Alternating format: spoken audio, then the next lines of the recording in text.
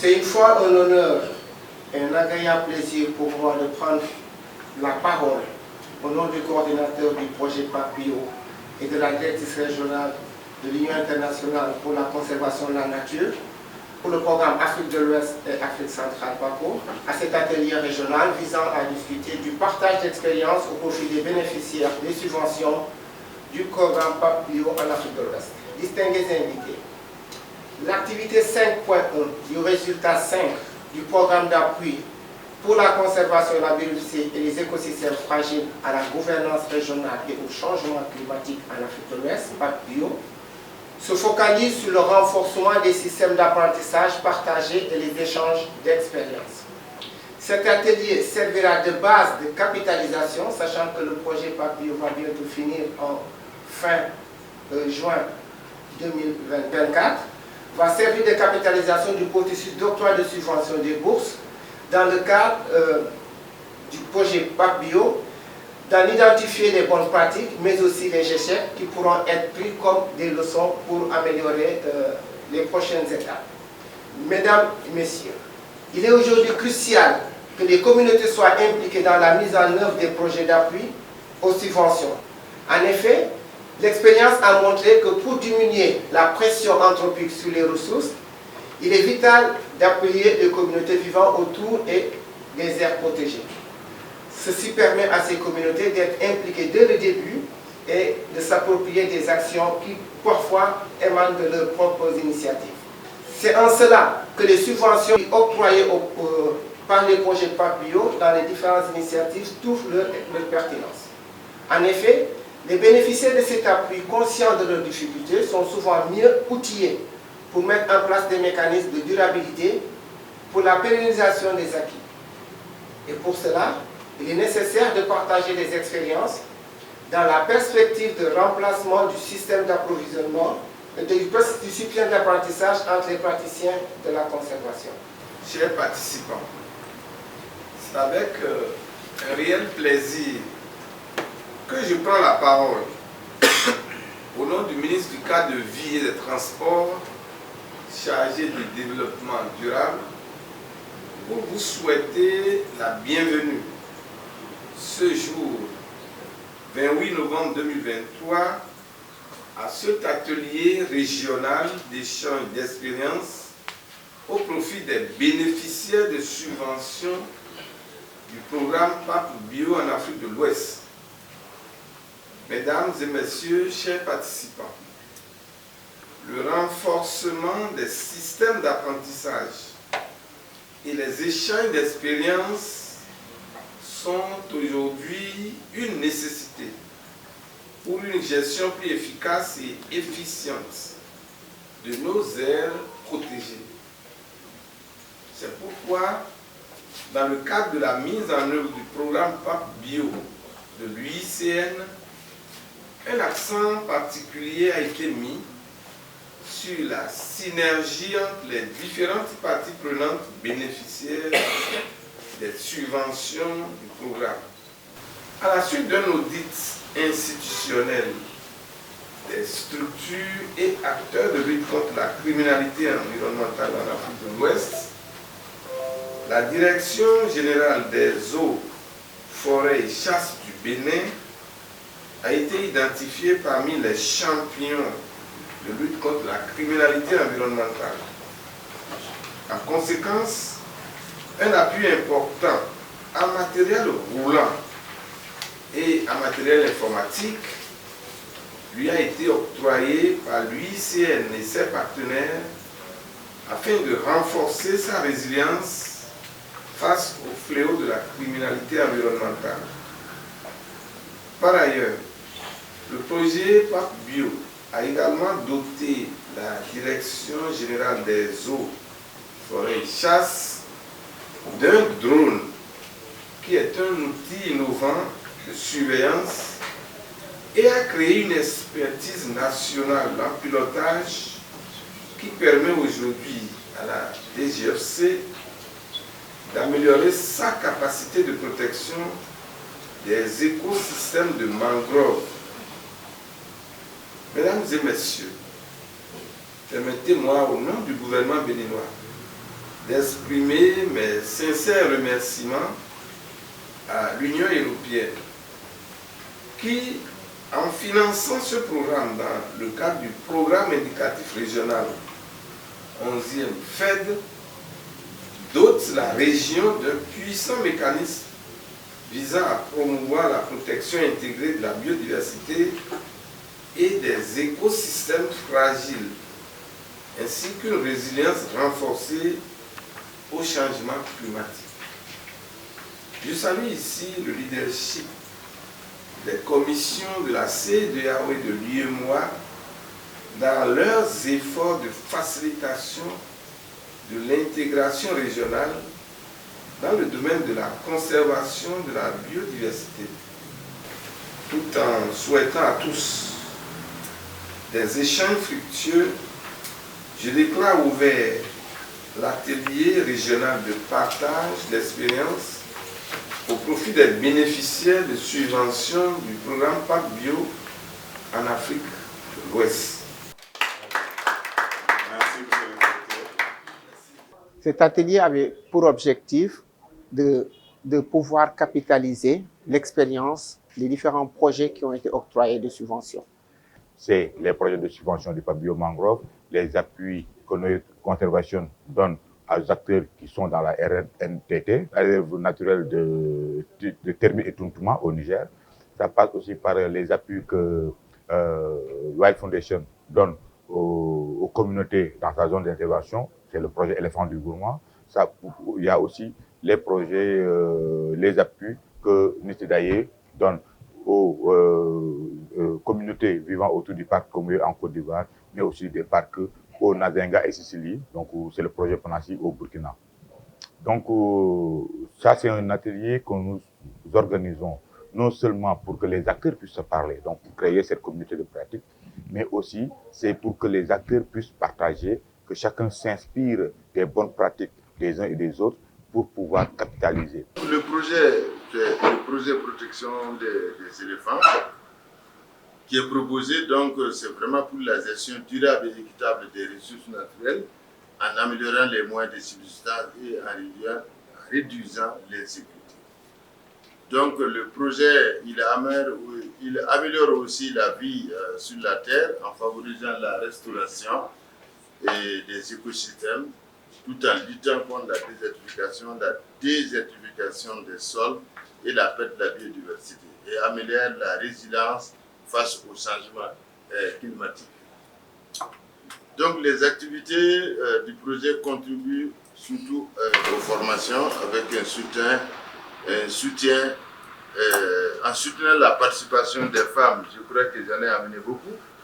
Elles sont 2 qui sont venues avec moi, donc pas beaucoup de paroles, elles vont y contribuer les jours à venir. Le projet s'inscrit aussi dans le cadre de la décentralisation. Chez nous, c'est extrêmement important que tous les projets puissent s'inscrire dans la décentralisation. Le projet en lui-même est structuré autour de trois grands résultats. Le premier concerne un peu les questions d'aménagement du territoire. Le second aussi va dans le sens de délimitation des territoires villageois et puis dans l'élaboration des plans de développement locaux. Au niveau du troisième résultat, c'est un appui qui est fait au niveau des producteurs directement sur le volet agricole et puis sur le volet pastoralisme. Voilà. Donc il y a 3 grands résultats qu'on poursuit. Vous voyez en dessous, j'ai mis une liste d'indicateurs que nous poursuivons avec l'exécution de ce projet-là. Maintenant, on va parler du projet MIEL qui est géré par notre association Agile. Après le lancement du projet, on a eu à faire le renforcement de la formation sur les techniques d'agriculture. Avant de pratiquer la filière, il faut d'abord savoir qu'est-ce qu'on va faire. C'est pour cela que notre première formation, c'était le renforcement de capacité sur les techniques d'agriculture. On a eu à former 35 personnes des groupements bénéficiaires et d'autres groupements qui sont dans la zone, on avait invité 3 groupements qui ne sont pas bénéficiaires du projet, mais pour voir si on peut les aider à participer à la formation. Après les techniques d'agriculture, on est parti sur la confection des ruches, parce qu'on veut faire avec ce projet, on veut aider les associations à être autonomes. Donc on ne pouvait pas continuer à acheter les ruches qui coûtent à 40 000 francs. Donc on a fait une formation sur la construction des ruches, dont la majorité étaient des femmes. On a eu à faire 75 ruches en 6 mois, ça c'est des ruches kenyans. The analysis results show that as far as the park was concerned, they lacked adequate staff. There was problem with their infrastructure. Their management plan was outdated, and they also lacked sustainable funding. The fringe communities also had very high poverty levels, and they were dependent on the forest resources, and they have insufficient knowledge on sustainable practices, and they also lack alternative livelihoods. So out of these threats, or out of this, we formulated objectives of CIPC, which basically was to try to support the park as far as also the fringe communities. So the objective was to promote biodiversity, climate-friendly economic opportunities that create decent jobs. This is definitely going for the fringe communities. To establish participatory processes towards adoption of best practices in protected area management, promote knowledge sharing on protected areas through dialogues, foster transboundary collaboration between the park and other adjoining parks such as the Komoi, the Bui and Azinga, update the protected area map of the Mole National Park, operationalize anti-poaching systems, develop capacity of community groups, and also roll out community-driven natural resource development models. Comme résultat, le projet a restauré 22,5 hectares de mangroves et a dynamisé les comités locaux pour la gestion durable de ces mangroves. Les comités sont légitimés avec l'appui du projet WACA. Nous avons travaillé ensemble et les comités sont légitimés auprès de l'autorité pour vraiment conduire les plans d'action et les plans d'aménagement et de gestion simplifiés et élaborés. Dans le même temps, nous avons fait des plaidoyers avec les comités et un arrêté préfectoral est pris pour interdire la coupe de la mangrove dans le département de l'Atlantique. Autre résultat, nous avons parlé de la durabilité des activités économiques. C'est que les maraîchers qui faisaient du maraîchage conventionnel dans la zone de mangrove, nous les avons convertis. Nous avons converti 45 maraîchers pour faire du maraîchage biologique. Et pour les dames qui font du fumage de poissons, il y avait 2 défis à relever. Les femmes recherchaient du bois de mangrove à cause du pouvoir calorifique et dans le même temps du fait que cela donne la couleur ocre au poisson. Donc ça veut dire qu'il faut apporter une technologie qui règle les 2 préoccupations des femmes, sinon la technologie ne va pas passer. Donc nous avons apporté une technologie du type tiaroy pour faire du fumage de poisson avec des coques de noix de palme carbonisées. Et cela règle la question de l'utilisation de bois de mangrove, mais cela ne règle pas la question de la couleur ocre de poisson. Là, nous avons testé les charbons de bois énergie et nous avons constaté que le charbon d'eucalyptus permet de donner la couleur. Donc nous avons donné la possibilité aux femmes d'utiliser les 2 méthodes selon les marchés qui s'offrent à elles. Donc au sortir de cet atelier, nous voyons qu'il y a beaucoup d'initiatives et beaucoup d'activités qui ont été menées et beaucoup d'expériences aussi et de leçons apprises. Donc au sortir de cet atelier, nous voyons que les participants ont vraiment présenté leur expérience, ce qu'ils ont fait sur le terrain en matière de restauration, valorisation, appui aux communautés locales, appui aux gens, aux femmes qui travaillent dans les différentes ressources, que ce soit le tissage, l'engrossissement des bovins caprins pour les revendre, la production du karité, beaucoup d'activités et aussi la protection des tortues. Beaucoup de choses ont été faites. Il ressort maintenant de pouvoir mettre tout en commun et de montrer quelles sont les leçons apprises et qu'est-ce qu'on peut répliquer. On va mettre en place un comité pour capitaliser sur les différentes expériences des acteurs et en sortir un document pour dire que dans le cadre, par exemple, du PAP Bio, nous avons trouvé que telle approche est la meilleure si nous devons travailler directement avec les communautés bénéficiaires en fonction des spécificités aussi des acteurs qui sont dans la zone. Ça va permettre un peu de simplifier l'accès aux subventions pour les communautés. Ça va permettre aux communautés d'être plus efficaces, mais aussi d'apporter des réponses durables aux problèmes auxquels ils sont confrontés non seulement dans nos aires protégées, mais aussi à la périphérie des aires protégées où nous intervenons. Je voudrais revenir sur la présentation de la GIZ. Et vous avez parlé des améliorations des normes de gestion au niveau, en termes de leçons apprises. Il faudra améliorer les normes de gestion des aires protégées. Concrètement, c'est de quoi on parle. Est-ce que vous voulez toucher la gouvernance? Est-ce que vous voulez parler donc des outils, l'application? C'est de quoi concrètement? C'est très important que ici, on est ensemble ici, on veut savoir qu'est-ce qu'on doit faire au niveau des différents sites de conservation pour qu'on s'inspire. Donc, il faut le dire de façon concrète pour que nous puissions voir de quoi vous parlez, comment est-ce que ça peut aider les autres sites. Qu'est-ce qu'on peut capitaliser sur ces processus-là? Parce que ça me paraît très important, parce que l'idée de l'atelier, c'est de pouvoir sortir avec un document consensuel pour dire que voici la meilleure approche qu'on devrait mettre en place dans le cadre des projets de subvention qui donnent des subventions comme cela. Qu'est-ce qu'on peut capitaliser? J'ai vu par exemple Paul Silaï présenter deux processus. Le premier processus, je suis au cœur de ce dispositif parce que je travaille directement sur le projet, mais aussi j'y reviens pour la compréhension des autres. On a mis en place deux processus. Le premier processus, c'est qu'on a mis en place un portail où la personne va aller télécharger des documents. Je pense qu'il y a 7 documents qu'il fallait télécharger. Va télécharger des documents, mettre en place, en tout cas renseigner ces documents, renseigner le budget pour être conforme. Qu'est-ce qui a fait que, entre-temps, ça a changé pour qu'on se retrouve avec une note conceptuelle? Quelles sont les raisons? Et en termes de faisabilité, quelle est la méthode la plus pertinente? Moi, je pense que c'est important qu'on en discute pour voir un peu dans nos prochains projets quelle approche on va utiliser. Je voudrais revenir un peu sur la présentation je crois que c'est du Comoé.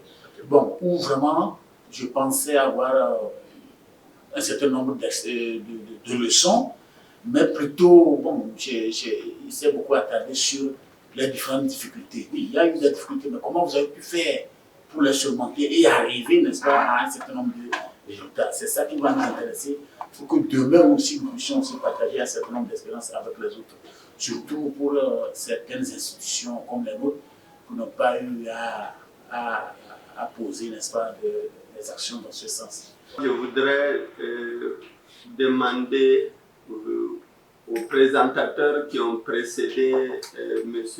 Rodrigue, à savoir si dans la conduite des projets, est-ce qu'il y a un indicateur sur le nombre de bénéficiaires à toucher?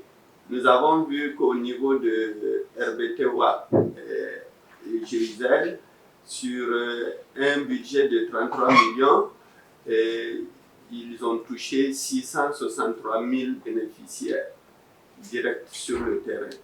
Et je voudrais savoir ce que les 9 900 000 € de PAP Bio ont permis de toucher combien de personnes à la fin.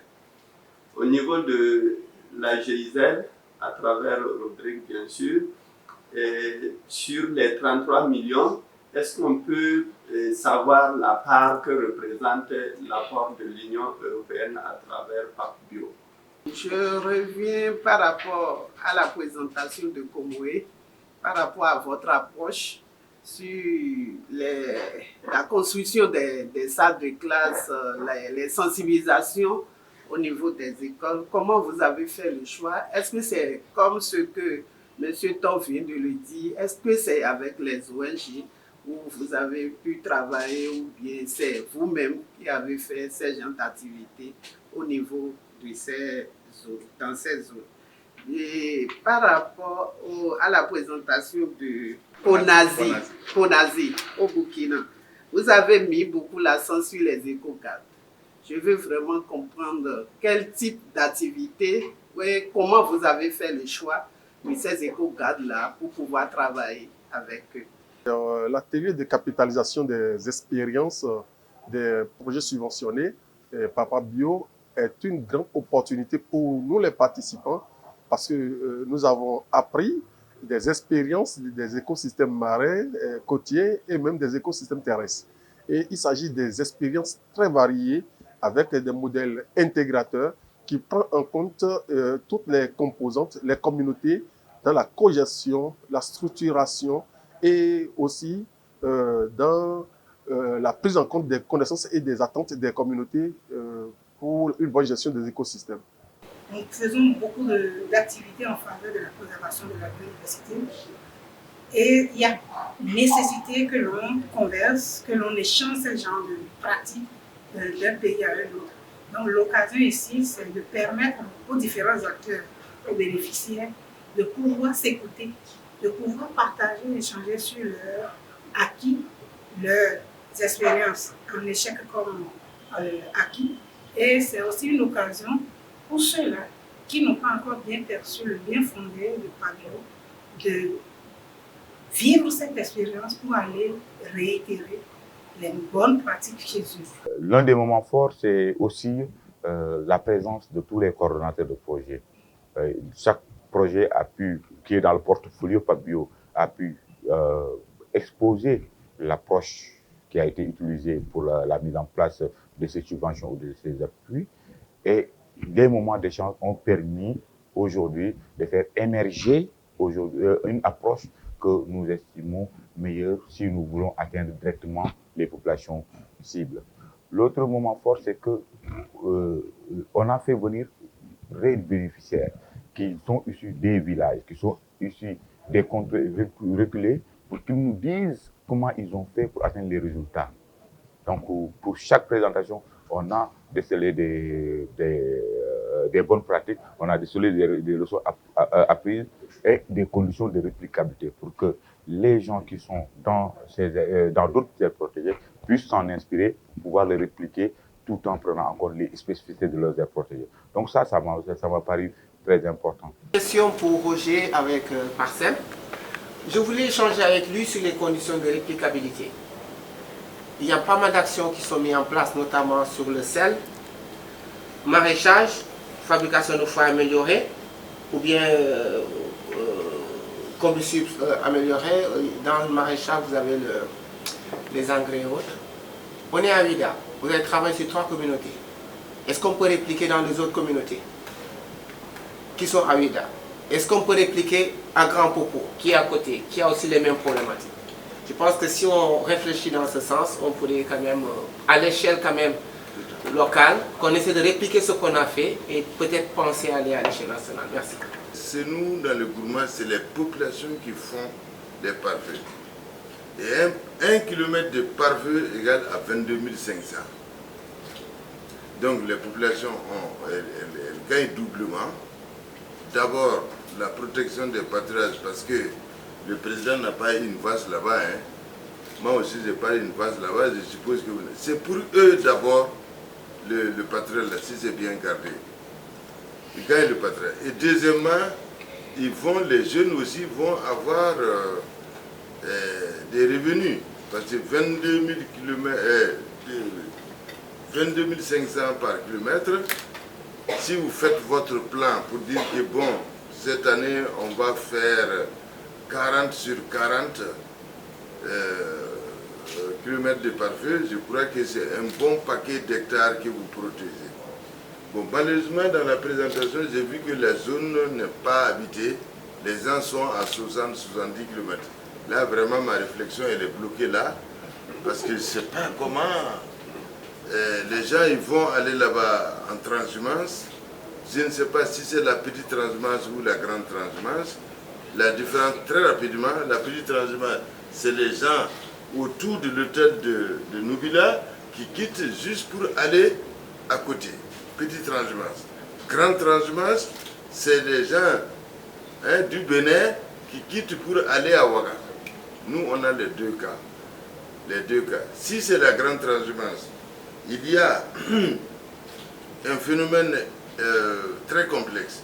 Il y a ceux qui sont attachés à la ressource. Ceci, c'est les dévastateurs.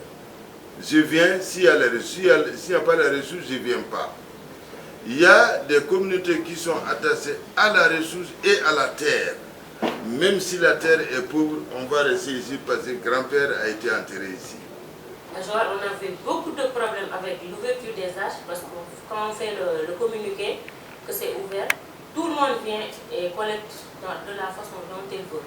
Maintenant, avec le comité de gestion, on a établi des règles. Il y a des tamis sélectifs qu'on a pris. Il y a des trous dedans.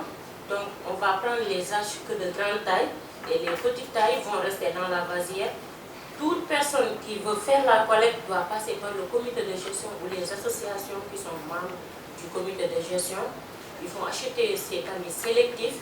Et pendant les périodes de collecte aussi, on va faire le suivi avec les agents de l'AFP. Toute personne qu'on trouve qui n'a pas ce tamis, on va récupérer tout ce que tu as ramassé. Tu vas aller acheter ce tamis ou tu participes à la collecte. Et pour les associations aussi, la collecte, ils vont se faire par association, elles vont vendre par association. Et pour les autres, c'est pour la consommation locale. C'est pour cela qu'on invite tout le monde à participer parce que la ressource, c'est pour toute la commune. Le troisième moment fort, c'est aussi les recommandations qui ont été dégagées. Compte de l'implication des services techniques des États dans le processus d'octroi des subventions en leur allouant un budget pour le suivi et la capitalisation. Recommandation de veiller à l'équilibre entre les pays dans l'octroi des subventions en tenant compte du genre. Troisième recommandation, adopter la méthode de l'élaboration de la note conceptuelle pour alléger et faciliter l'accès des communautés aux subventions. Élaborer un guide de bonne pratique capitalisant capitalisant les processus d'octroi des subventions et les différentes expériences des projets subventionnés. Améliorer la performance de gestion des subventions accordées aux consortiums d'ONG. Renforcer la capacité des bénéficiaires pour un meilleur accès aux subventions. Concevoir des projets de subvention d'au moins 3 ans afin de pouvoir capitaliser sur les résultats. Recommandation 8, mettre en place des synergies d'action inter-État pour une meilleure efficacité de la gestion des aires protégées, en mettant en place notamment les cas de concertation transfrontaliers et des patrouilles conjointes. Et enfin, alléger le processus de mise à disposition des fonds pour faciliter la mise en œuvre des projets de subvention dans les délais. Ma satisfaction la plus sincère est vraiment de voir des dames qui, surtout ceux-là qui viennent de la Côte d'Ivoire, celles qui viennent de la Côte d'Ivoire, celles-là qui viennent du Mali, aussi du Sénégal, et surtout celles qui sont là au Bénin, qui, par de petits moyens, parviennent à faire des choses vraiment extraordinaires. Ils n'ont pas eu le complexe d'être là devant tout le monde pour présenter ce qu'ils ont eu à faire au niveau opérationnel. Et donc ça a été vraiment une satisfaction extraordinaire. Et si vous êtes d'accord, vous pouvez applaudir. Voilà. On vous remercie tous. Et je pense que ça, c'est juste le début d'un commencement. Et je pense que les bailleurs ici présents vont s'évertuer, voilà, à toujours trouver les moyens pour vous accompagner. C'est bien déjà de savoir qu'il y a des projets qui sont là, des gens qui sont prêts et qui peuvent effectivement répliquer, continuer leurs activités, continuer à mettre en œuvre leurs activités sans l'apport de projets. Et ça aussi, ça s'inscrit dans la durabilité. Et ça, c'est important. Et peut-être pour terminer, de dire aussi, chacun a ce qui lui concerne, de tout faire effectivement pour que ces recommandations que nous avions effectivement prises ici ensemble de manière consensuelle, voilà, puissent être effectivement exécutées. C'est véritablement un plaisir pour nous, tout ce processus que nous avons conduit avec les UCN à travers le projet PAP Bio, où nous avons eu véritablement de bons résultats. Je n'en veux pour preuve que la plateforme que nous avons installée, qui a fédéré tous les acteurs intervenants sur le site Ramsar 17.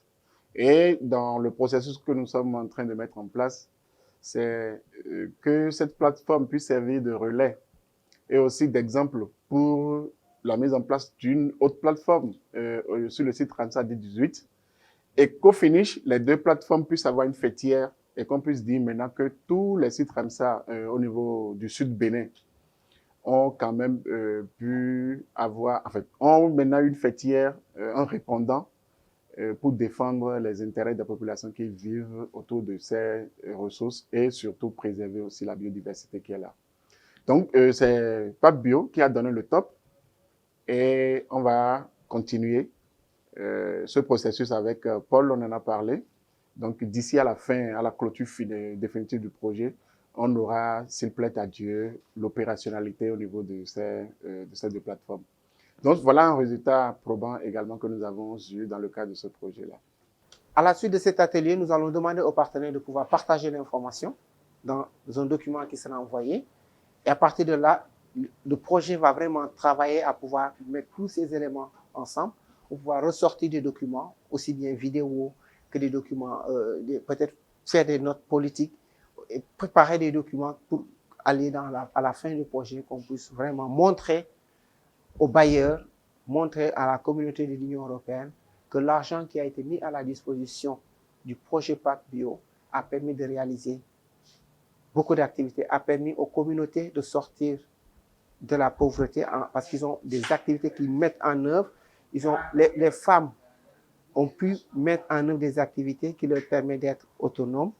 Les communautés qui sont dans des zones difficiles liées à l'insécurité ont quand même réussi à mettre en œuvre des activités malgré ces contraintes et que les activités vont profiter à ces communautés. Parce que ce que je prends, l'argent qui est mis, c'est au profit des communautés, que les communautés puissent agir. Au Sénégal, notamment, le miel, les valorisations qu'on fait aussi bien avec les miels de mangrove, des huîtres, c'est au bénéfice des communautés. Que les communautés montrent qu'elles sont satisfaites, que les communautés montrent ce qu'elles ont fait et ce à quoi l'argent du contribuable de l'Union européenne a servi pour les communautés. Honnêtement, moi, je suis vraiment ravie de ce que j'ai entendu ce matin. Ça me conforte dans ma position que tout n'est pas perdu. On est là pour préserver la nature et beaucoup d'actions en faveur des populations locales sont en train d'être faites. Et c'est l'occasion pour moi de remercier les gouvernants de chacun des pays ici présents et surtout PAPBio pour l'initiative qu'ils sont en train de montrer à la face du monde en matière de préservation de la biodiversité. Nous remercions sincèrement Lucienne pour cet accompagnement qui nous a permis d'atteindre ces résultats. Nous remercions également l'Union européenne pour avoir soutenu ce projet-là qui a démontré vraiment de plus grands progrès au niveau de la conservation pour la conservation des écosystèmes. Et nous souhaitons que d'autres partenaires aussi se joignent à eux pour pouvoir faire de même, pour que réellement nous amplifions les impacts de nos projets au profit des communautés et aussi pour le bonheur de nos écosystèmes. Je voudrais également remercier tout un chacun de nous pour la discipline, la conduite qui a été vôtre durant tout le déroulement de cet atelier, de ces 3 jours que nous avons passés ensemble. Les recommandations issues de cet atelier, comme l'a dit mes prédécesseurs, ne resteront pas lettres mortes comme nous avons l'habitude de le faire. On va essayer de les opérationnaliser pour le bonheur de tout un chacun de nous. Au nom des membres qui sont ici, je voudrais dire encore merci aux organisateurs pour nous avoir permis de nous réunir et de réfléchir. Pour les Béninois que nous sommes, je veux bien porter la voix des Béninois pour dire à tous ceux qui ont quitté divers pays pour venir chez nous de retourner chacun dans sa famille respective en paix et de voir la famille en très bonne santé. Et j'espère que vous aurez passé un très beau séjour sur la terre hospitalière du Bénin, qui, j'espère, ne sera pas le dernier passage. On aura beaucoup d'autres opportunités de nous retrouver, de faire grandir les actions pour l'environnement en général, j'allais dire.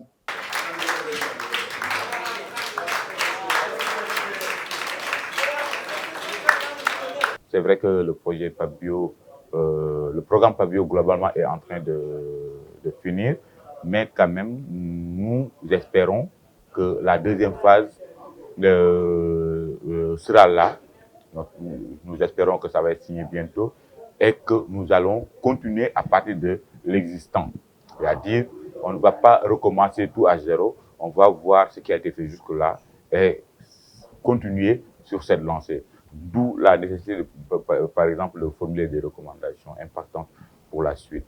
Donc, ce que je leur dis, c'est de s'armer encore de courage, que le cheminement est encore long, que nous sommes en train de travailler avec eux et on va mettre en place un partenariat dans le temps parce que nous allons revenir avec d'autres projets, d'autres idées pour pouvoir continuer à travailler avec eux dans la dynamique qui est déjà là. Déjà, remercier tous les participants qui, malgré la fin d'année, avec son lot en tout cas d'imprévus, ont tenu à être là. Donc, c'est tout à leur honneur. Donc, vous les remercier. Remercier les partenaires, les autres opérateurs du PAPBio, les autres opérateurs du PAPBio, notamment, je pense à Nisidaye, je pense à Ghana Wildlife Society qui intervient dans le modèle, autour du modèle National Park. Je pense à Noé Conservation qui intervient dans la RNTT au Niger, l'UCN qui intervient dans 9 pays dans le cadre de Mangrove, mais aussi qui coordonne globalement le programme PAPBio.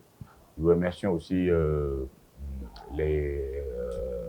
top management de l'UCN pour nous avoir permis d'organiser cet atelier et aussi le coordonnateur du PAPBio, le Dr Assem Sano, qui aurait voulu être là, mais avec la fin d'année et les activités que nous avons, il n'a pas pu.